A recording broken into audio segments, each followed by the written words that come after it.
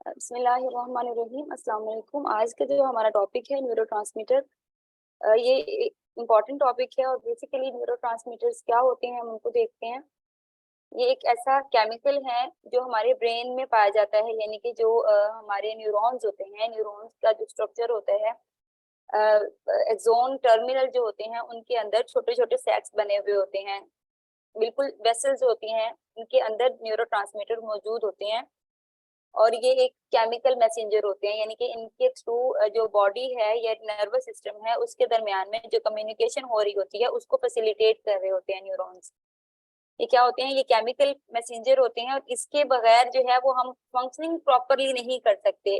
वो क्यों नहीं कर सकते? कि जैसे ही एक न्यूरॉन से दूसरे न्यूरॉन तक मैसेज ट्रांसफर होता है, यानी कि एक न्यूरॉन ने मैसेज रिसीव किया, डेंड्राइट ने मैसेज रिसीव किया, और डेंड्राइट से मैसेज रिसीव होने के बाद वो आता है सेल बॉडी की तरफ, और सेल बॉडी से वो आता है एक्सॉन हीलियो। ऐसी जो लेयर जो इन दोनों को मिलाती है, जो एक्सॉन को और सेल बॉडी को आपस में मिला रही होती है, तो वहां वहां तक आता है। उसके बाद वो फैसिलिटेट करती है, एक्सॉन तक जाता है, और एक्सॉन के बाद वो गुजरता हुआ एक्सॉन टर्मिनल तक जाता है। ठीक है, जिसको हम टर्मिनल बटन्स भी कहते हैं, एक्सॉन टर्मिनल भी कहते हैं। अच्छा, उसके बाद उसके अंदर बिल्कुल छोटे छोटे, ये एक बल्ब लाइक स्ट्रक्चर होता है जो एक्सॉन टर्मिनल होते हैं, उसके अंदर छोटे छोटे सैक बने हुए होते हैं, उसके अंदर जो है न्यूरोट्रांसमीटर मौजूद होते हैं। जैसे ही वो मैसेज सेंड होता है या कोई भी सिग्नल रिसीव होते हैं तो एक्शन पोटेंशियल होता है, यानी कि एक मैसेज आता है, इलेक्ट्रिकल इंपल्स जनरेट होती है, और उसके अंदर जो मैसेज होता है वो केमिकल फॉर्म में होता है और वो ट्रांसफर करता है, टर्मिनल बटन तक जाता है। टर्मिनल बटन के अंदर जो जो ये न्यूरोट्रांसमीटर मौजूद होते हैं या जो ये केमिकल्स मौजूद होते हैं, तो क्योंकि जब मैसेज आ रहा होता है तो वो इलेक्ट्रिकल पोटेंशियल के थ्रू आ रहा होता है, एक्शन पोटेंशियल होता है, लेकिन उसको इलेक्ट्रिकल इम्पल्स जो है वो आगे लेके आ रही होती है। एक न्यूरॉन से दूसरे न्यूरॉन के दरमियान में एक गैप आ जाता है, जिसकी वजह से उन दोनों की डायरेक्टली कम्युनिकेशन नहीं हो पाती। तो उस कम्युनिकेशन को कंटिन्यू रखने के लिए केमिकल सिग्नल्स फैसिलिटेट करते हैं कि वो केमिकल्स के थ्रू मैसेज को आगे सेंड करते हैं, ट्रांसमिट करते हैं, ताकि फर्दर उसकी प्रोसेसिंग हो सके। तो ये एक मेजर केमिकल मैसेंजर है, जब तक ये रिलीज नहीं होंगे तब तक मैसेज जो है वो आगे सेंड नहीं होगा।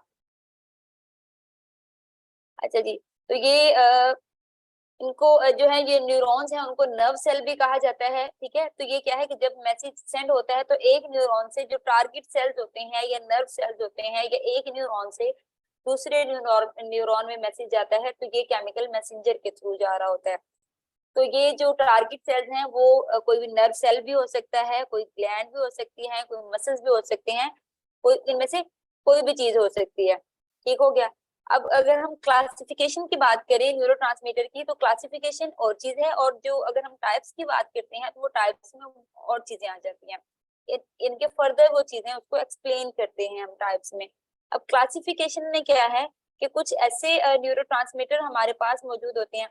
सबसे पहले तो ये है कि न्यूरोट्रांसमीटर की बहुत सारी इकसाम होती हैं या बहुत सारे टाइप्स के पाए जाते हैं। एग्जैक्टली कितनी टाइप्स होती हैं या कितनी तरह से वो एग्जिस्ट कर रहे होते हैं, तो वो चीजें अभी तक क्लियर नहीं हो सकी। साइंटिस्ट इस चीज पे अभी इन्वेस्टिगेट कर रहे हैं, लेकिन कुछ जो आइडेंटिफाई हो चुके हैं उनमें से भी हम स्पेसिफिकली कुछ न्यूरॉन्स को जो है वो पढ़ते हैं, न्यूरोट्रांसमीटर्स को पढ़ते हैं, या मेजर जो वर्क कर रहे होते हैं वो हम उसमें से कोई 5-7 ही पढ़ते हैं, हम बाकी सारों को डिटेल में बहुत कम देखते हैं साइकोलॉजी में। ठीक हो गया। अब क्लासिफिकेशन की अगर हम बात करते हैं तो क्लासिफिकेशन में एक तो आ जाते हैं एक्साइटेटरी न्यूरॉन्स न्यूरोट्रांसमीटर्स, दूसरे आ जाते हैं इनहिबिटरी न्यूरोट्रांसमीटर्स, और तीसरे जो होते हैं वो मॉड्यूलेटरी न्यूरोट्रांसमीटर्स होते हैं, 3 टाइप्स के। ठीक है जी। अब ये जो एक्साइटेटरी, इसके आप इसको समझने के लिए आप इस तरह से भी सोच सकते हो कि एक्साइटमेंट के लेवल को इंक्रीज कर देना।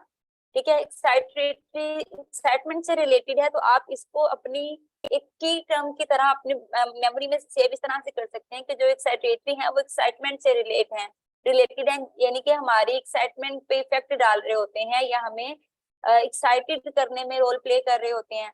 यानी कि कोई भी चीज है तो उसके अराउजल, जब हम एक्साइटेड होते हैं तो क्या हमारी फीलिंग्स होती हैं, अराउजल जो है वो शो हो रहे होते हैं, या अराउजल की फीलिंग्स को हम एक्सपीरियंस कर रहे होते हैं। और उसको सिंपली अगर हम देखें तो क्या है कि ये उनके न्यूरॉन्स के दरमियान में जो कम्युनिकेशन होती है उनका प्रोसेस बहुत ज्यादा तेज हो जाता है, चीजें बहुत ज्यादा एक्टिवली हो रही होती हैं। अब ये किस तरह से वर्क करता है कि एक फॉर एग्जांपल के ऐसी सिचुएशन जहाँ पे आपको बहुत ज्यादा एक्टिवली वर्क करने की जरूरत है, तो वहां पे जो एक्साइटेटरी न्यूरोट्रांसमीटर हैं वो आपकी एक्टिविटीज को इंक्रीज करते हैं ताकि आप अपने काम को अच्छे तरीके से कंप्लीट कर सकें। अब फाइट एंड फ्लाइट रिस्पॉन्सेज में आपको फौरी तौर पर जो है वो कोई ना कोई डिसीजन लेना होता है, या तो उस चीज को कंपीट करना होता है यहाँ वहां, या उस जगह से एस्केप करना होता है आपने। तो ऐसी सिचुएशन में जो एक्साइटेटरी न्यूरोट्रांसमीटर्स होते हैं तो ये रोल प्ले करते हैं कि आपने उस वक्त क्या करना है। ठीक है जी। तो इसमें कौन कौन से आ जाते हैं? एपिनेफ्रीन और नोर एपिनेफ्रीन। अच्छा, कुछ ऐसे न्यूरोट्रांसमीटर भी हैं जो एक ही टाइम में एक न्यूरोट्रांसमीटर का काम भी कर रहे हैं और एक टाइम में ऑर्गेनिक कंपाउंड का काम भी कर रहे हैं। और कुछ ऐसे न्यूरोट्रांसमीटर्स भी पाए जाते हैं हमारे नर्वस सिस्टम में जो कि नर्वस सिस्टम में एज अ न्यूरोट्रांसमीटर काम कर रहे हैं, लेकिन बॉडी के डिफरेंट पार्ट्स में वो एज अ हार्मोन वर्क कर रहे हैं। तो कुछ न्यूरोट्रांसमीटर एज अ हार्मोन भी वर्क कर रहे होते हैं और ऐसे न्यूरोट्रांसमीटर भी वर्क कर रहे होते हैं। और कुछ न्यूरोट्रांसमीटर ऐसे होते हैं जो कि, अच्छा मैं यहाँ पे ना न्यूरोट्रांसमीटर की टर्म को अगर मैं गलती से न्यूरॉन बोल जाती हूँ तो आपने उसको, अगर एक्साइटेटरी की बात हो रही है तो आपने उसको न्यूरोट्रांसमीटर ही परसीव करना है। तो जो है जो वो है एक्साइटेटरी न्यूरोट्रांसमीटर है, तो ये क्या है कि कुछ ऐसे न्यूरोट्रांसमीटर्स होते हैं जो कि at a time as a neurotransmitter भी वर्क कर रहे होते हैं और एज अ हार्मोन भी वर्क कर रहे होते हैं। और कुछ ऐसे होते हैं जो एज अ ऑर्गेनिक कंपाउंड भी वर्क कर रहे होते हैं। और जबकि सेंट्रल नर्वस सिस्टम की बात की जाए तो वहां पे वो एज अ न्यूरोट्रांसमीटर वर्क कर रहे होते हैं। ठीक हो गया। अब इनहिबिटरी न्यूरोट्रांसमीटर कौन से होते हैं? अब एक्साइटेटरी का मतलब क्या है कि एक्साइटमेंट के लेवल को इंक्रीज कर देना, तो यहाँ पे ये टोटली उसके ऑपोजिट हो जाएगा। ठीक है। इनहिबिटरी का मतलब क्या होता है कि किसी चीज को रोक देना, ब्लॉक कर देना। तो जब एक पर्सन में किसी भी तरह से ऐसे अराउजल हो रहे होते हैं जिनको कंट्रोल करना जरूरी होता है, फॉर एग्जाम्पल आप पैनिक सिचुएशन में हैं, आप किसी स्ट्रेसफुल सिचुएशन को एक्सपीरियंस कर रहे हैं, उस वक्त आपकी बॉडी डिफरेंट तरह से रिस्पॉन्स कर रही है, बहुत सारे हार्मोन प्रोड्यूस हो रहे हैं और बहुत सारी आपकी जो बॉडी की एक्टिविटीज है वो इंक्रीज हो जाती हैं।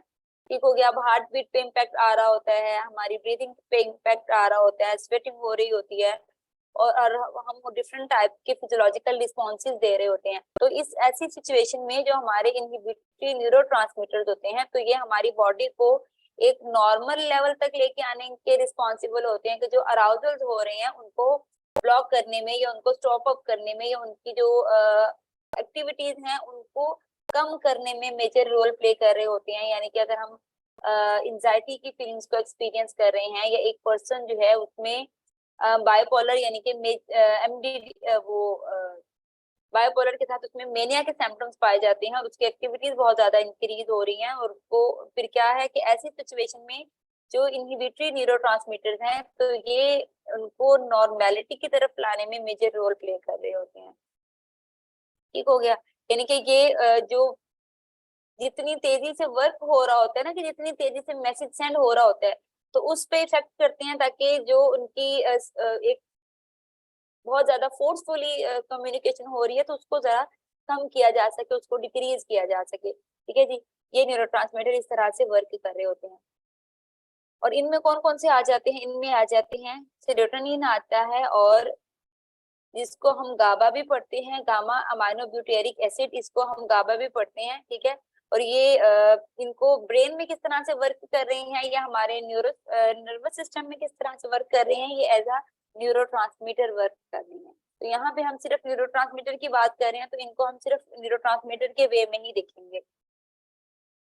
अच्छा जी। मॉड्यूलेटरी न्यूरोट्रांसमीटर्स क्या होते हैं? ये ऐसे न्यूरोट्रांसमीटर होते हैं कि जो हमारे इनहिबिटरी हैं वो तो उस वक्त वर्क कर रहे होते हैं जिस वक्त उसको स्लो डाउन करना होता है प्रोसेसेस को। एक्साइटेटरी कब कर रहे होते हैं? जब इंक्रीज हो रहा होता है प्रोसेस या आपको एक्टिवेशन की जरूरत होती है तो उस वक्त वर्क कर रहे होती हैं।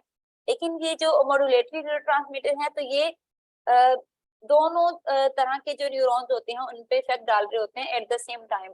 ठीक है, कि एक जहाँ पे चीजों को कम करना है वहां पे कम, जिस तरह से एक न्यूरॉन्स में इंटर न्यूरॉन जो वर्क कर रहे होते हैं, इनकी एक्टिविटीज किसी हद तक उनसे सिमिलियर होती है, कि उनसे रिलेटेड वर्क कर रहे होते हैं, जिस तरह वो उन दोनों की मैसेज कम्युनिकेशन को जो है वो फैसिलिटेट कर रहे होते हैं। तो यहाँ पे ये क्या काम करते हैं कि एक चीज का जो लेवल इंक्रीज हो रहा है तो उसको डिक्रीज करने में रोल प्ले करना है, और जो डिक्रीज हो रहा है उसको इंक्रीज करने में रोल प्ले करना है, यानी कि चीजों को नॉर्मेलिटी की तरफ लाने में ये जो न्यूरोट्रांसमीटर्स होते हैं ये भी मेजर रोल प्ले करते हैं।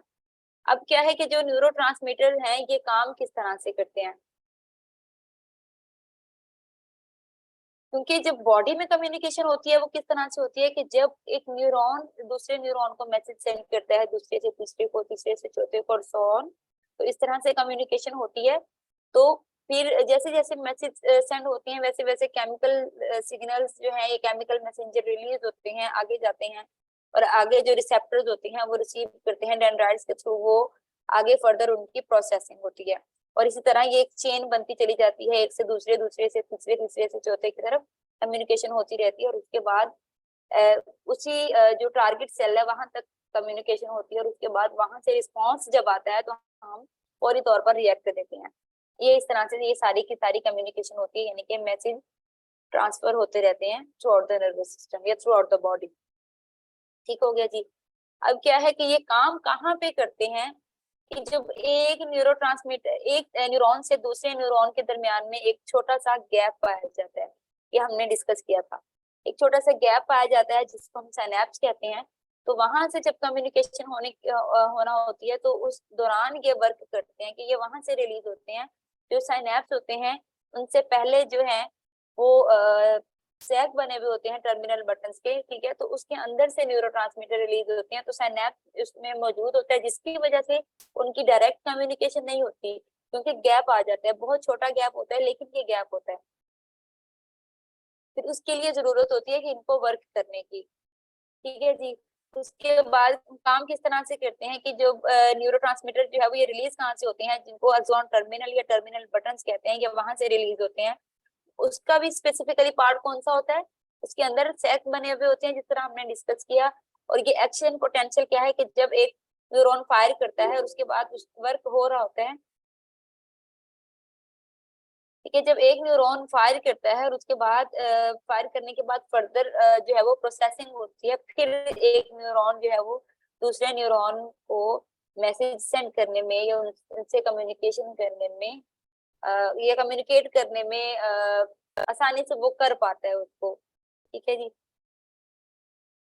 उसके बाद क्या है कि जब इलेक्ट्रिकल सिग्नल्स एक उसके एंड तक पहुंचते हैं तो वहां से जो स्मॉल सैक्स के थ्रू या वेसल्स के थ्रू वो रिलीज होते हैं। वेसल्स में न्यूरोट्रांसमीटर मौजूद होते हैं जो कि जैसे ही उसको पुश मिलता है इलेक्ट्रिकल सिग्नल्स की तरफ से, तो केमिकल सिग्नल रिलीज होते हैं, रिलीज होने के बाद आगे रिसीव होते हैं, रिसीव होने के बाद सारी प्रोसेसिंग होती है। ये सिर्फ मेजर, अगर सिंपली इसको देखें तो सिर्फ इतनी सी इसमें आपसे जो इस वक्त समझने की चीज है वो इसमें यही चीज है।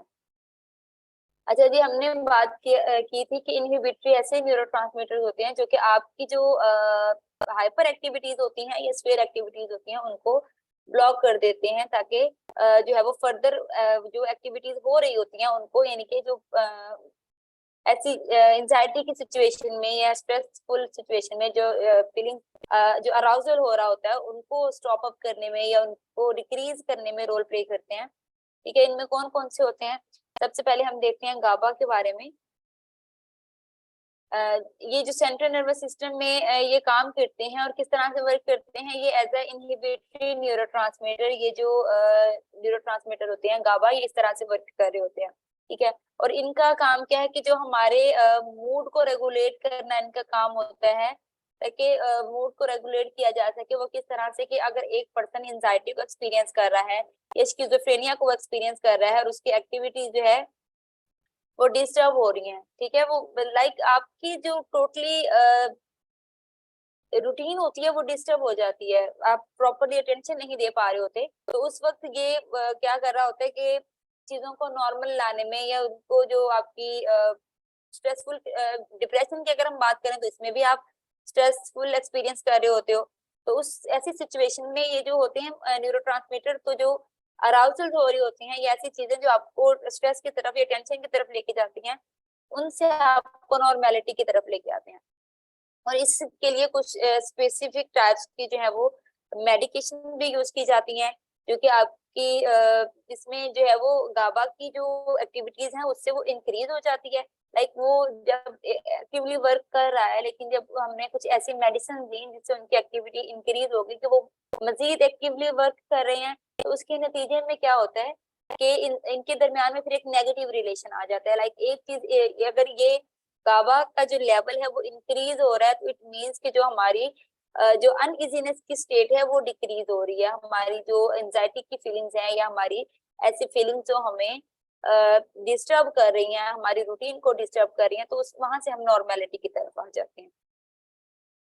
ठीक हो गया।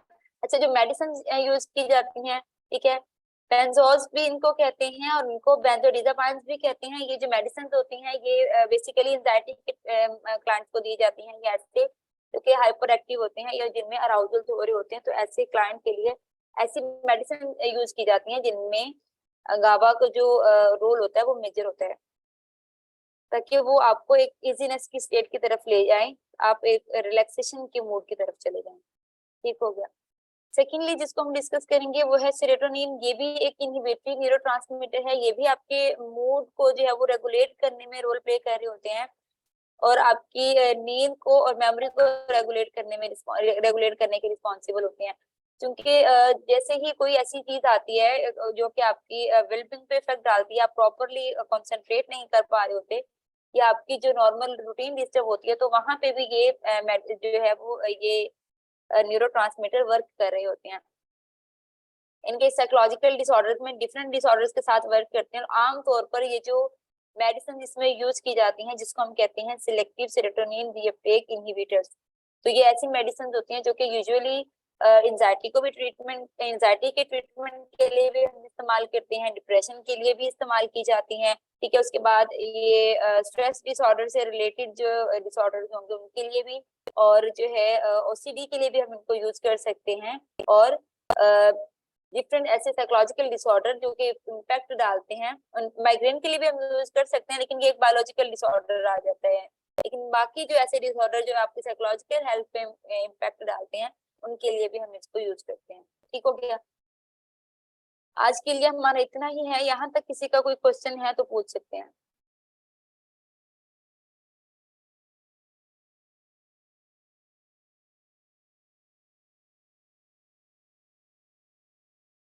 अस्सलाम वालेकुम मैम, मुझे ये पूछना था कि ये आपका फर्स्ट लेक्चर है क्या? क्योंकि ये तो मैंने सर की क्लासेस ली है, आपकी तो कभी ली नहीं है। नहीं, मेरी क्लास डेली होती है।